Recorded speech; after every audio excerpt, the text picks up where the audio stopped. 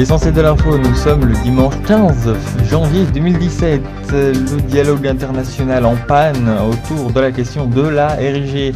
La grande réunion qui devait avoir lieu ce week-end à Terouanne entre les différents acteurs du conflit a été annulée, a annoncé Tamara Holkins, la ministre des Affaires étrangères polarienne, qui se désole du manque cruel d'informations et même de coopération autour des actions militaires dans l'ex-République impériale tchétchène, et ce après l'annonce de l'absence de l'Australie et de la France autour de la table. Ces derniers qui organisent lundi une réunion à Pasir avec le gouvernement provisoire de transition ainsi que le Front de Libération Sud pour discuter d'une solution au conflit. Le GPDT et le FLS qui ont finalement donné leur accord pour entamer des discussions, un retournement de situation inattendu après plus d'1 an et demi de guerre. Après la prise de Port-Picaud ces dernières semaines, la Kitu se prépare à attaquer Mélipoli et Argos. Instaurant un blocus maritime dans toute la baie d'Argos, la Kitu hausse le ton en annonçant vendredi sur Spirel qu'un cargo de la nationalité non identifiée a été incendié alors que celui-ci venait justement de franchir la ligne de blocus que l'État orinéen a imposée.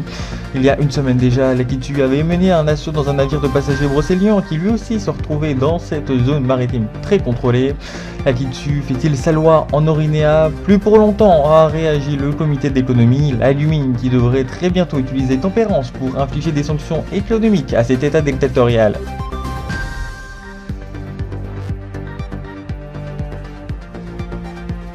Arabal, Argos et les autres autonomies d'Orinéa centrale se préparent à une attaque massive d'Atitu dont la cible principale serait probablement Mégalitopoli. Le protectorat d'Arcadia et Argos sont directement menacés d'invasion, a en effet annoncé Shen Jiang, responsable de la coordination de l'Alliance défensive orinéenne créée entre les 8 entités. L'ancien inquisiteur d'Arabal qui remercie au nom de tous les États membres la Félicie pour les 6 milliards de filions d'aide que leur accorde l'UP, notamment en compensation d'un respect des droits de l'homme sur le terrain.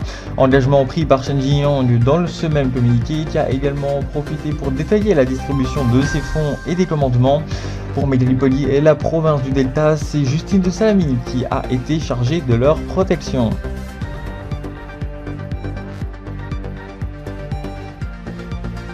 L'IVG est-il menacé en Australie après avoir déjà réduit son financement? La ministre très conservatrice de la Santé, Mary Denver, propose un texte visant à retirer les financements de l'État fédéral aux cliniques pratiquant l'avortement.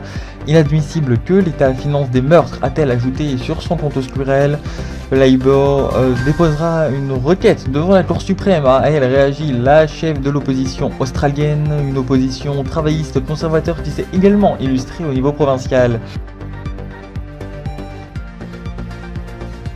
Le président de la République, Aurélien Castel, était aujourd'hui à Namonezo pour présenter ses vœux à la culture. Il a annoncé la poursuite de la réforme du patrimoine malgré l'échec du château Lavie-Sainte-Victimu au patrimoine mondial, mais a également annoncé le début d'un projet de rapprochement entre les organismes d'audiovisuel public.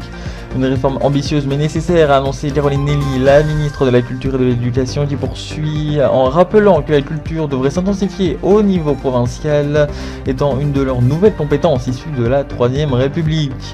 Enfin, fin de la vague de froid au nord de la Félicie, cette vague qui sévissait depuis une semaine et demie, notamment au Polaro, après les températures glaciales allant jusqu'à -11 degrés à Waltambourg ou encore à -14 à La Para. Le redout devrait s'imposer sur une majeure partie du territoire. 3 personnes auraient perdu la vie suite au froid, un bilan faible grâce au rapide déclenchement du plan grand froid.